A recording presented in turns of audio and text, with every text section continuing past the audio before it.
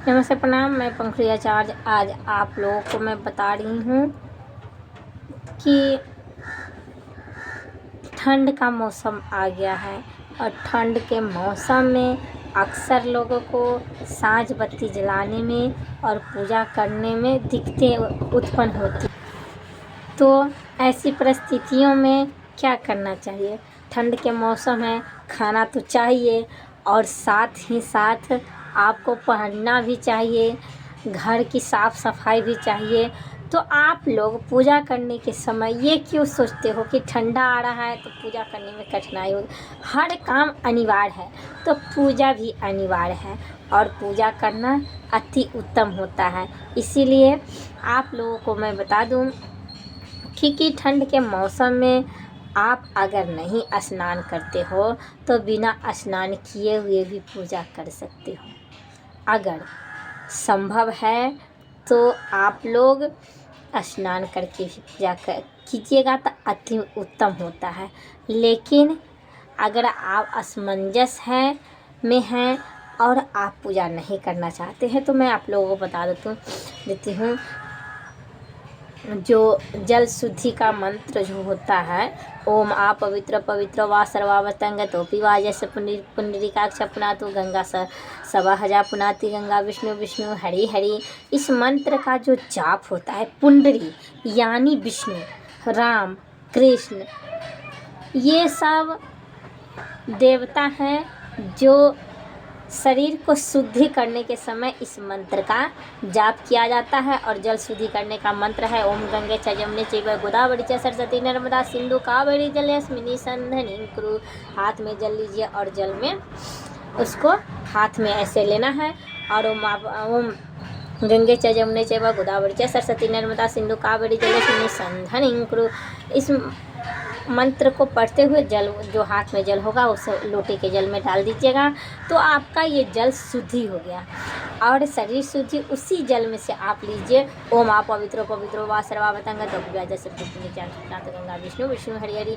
इस जल को ऊपर से छिड़क लेना है। इस सब इसी मंत्र को हर इंसान अलग अलग प्रयोग करके जपता है।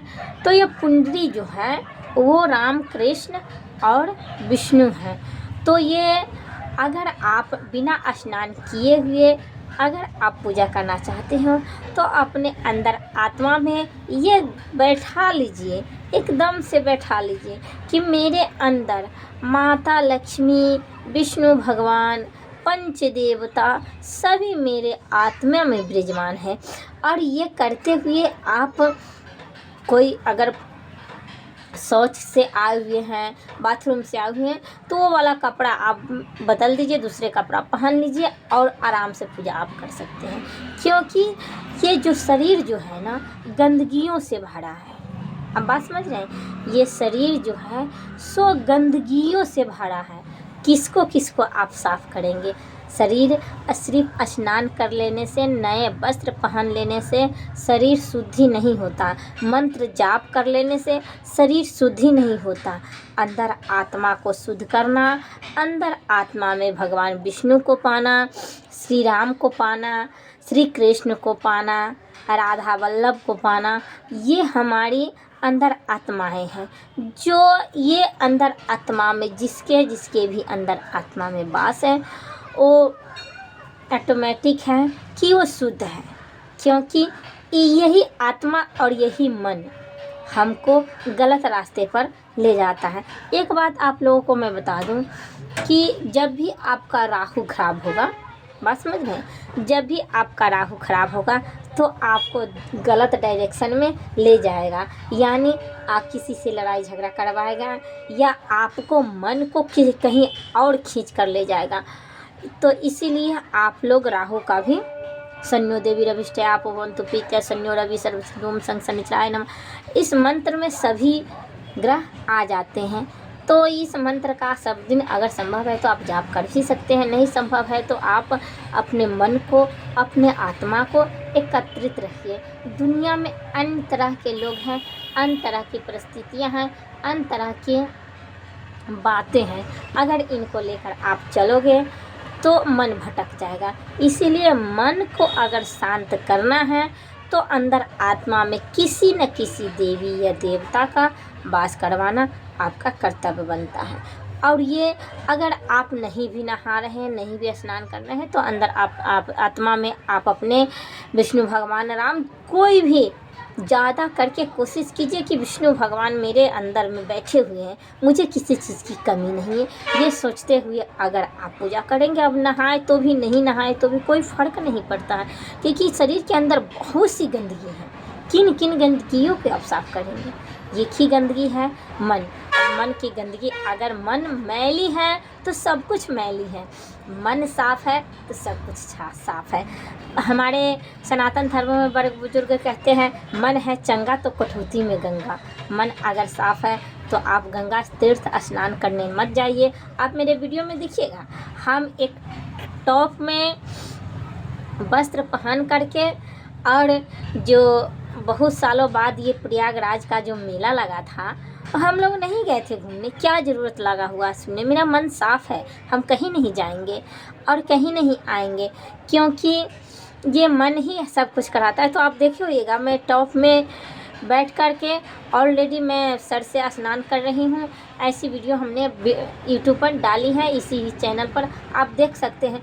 तो हम पर्सनली कहीं नहीं जाते हैं, बस आप लोगों को सेवा में तत्पर हमेशा रहते हैं। तो आप लोगों एक का कर्तव्य बनता है कि एक लाइक सब्सक्राइब कमेंट ज़रूर करें। आपको मैं बता दूं कि ये हो गया ठंडी का उपाय। अब ठंडी में बिना बहुत इंसानों को कमेंट रहता कि बिना ठंडी आ गया, अब ठंडी में बिना स्नान किए हुए कैसे पूजा करें। तो मैं आप लोगों को बता दूं, कोई दोष नहीं लगने वाला है, आप पूजा कर सकते हैं, बस समझ गए। लेकिन अगर आप सामर्थ्य हैं तो अपना स्नान कर लीजिएगा तो अति उत्तम होगा, लेकिन नहीं भी कीजिएगा तो भी चलेगा। तो आप लोगों को बता दूं कि मैं पहले भी बताई हूँ कि आप हर चीज़ ठंडी में करते हो। हर चीज़, खाना बनाना है, कपड़ा खरीदना है, कपड़ा साफ़ करना है, घर साफ़ करना है, ऑफिस जाना है, ड्यूटी पकड़ना है, स्कूल पढ़ाना है, कोचिंग कराना है, हर चीज़ आप करते हो। हर चीज़ जब करते हो तो एक चीज़ उसमें और जोड़ लीजिए, पूजा भी करना है। चाहे वो 5 मिनट 5 सेकेंड ही क्यों ना हो, मन में हम भगवान का स्मरण करेंगे। मैं दावे के साथ कह सकती हूँ कि आपका नैया ऐसे पार होगा ना, जैसे कि मानो कि भगवान विष्णु ने आपके हाथ उंगली पकड़ कर कहीं चला रहे हों। और मैं आप लोगों को बता दूँ कि अगर आप भगवान की राह पर चल रही हो या चल रहे हो तो आपकी तरह तरह की कठिनाइयाँ आएंगी, जो परीक्षा के रूप में आएंगी। आपको उनसे घबराना नहीं है, विचलित नहीं होना है, मन को शांत करके रखना है। क्योंकि अक्सर ज़्यादा पूजा पाठ करने वाले इंसान ज़्यादा कर दुखी रहते हैं, क्योंकि आप जितना हाईएस्ट क्लास में जाओगे उसका एग्ज़ाम उतना ही कठिन और उतना ही भयानक होता है। इसीलिए आप अगर भगवान से मिलना इतना आसान नहीं होता है, तो अगर आप भगवान के शरण में जाओगे तो परीक्षा तो आम बात है, आपकी कठिनाई तो आम बात है। एक बात मैं कह दूँ, जितना बड़ा क्लासेज आप करेंगे उतना बड़ा एग्ज़ाम आपको देना पड़ेगा। फिर मिलेंगे अगले वीडियो में, तब तक के लिए दीजिए इजाज़त। जय माता जी, जय माँ काली, जय माता लक्ष्मी।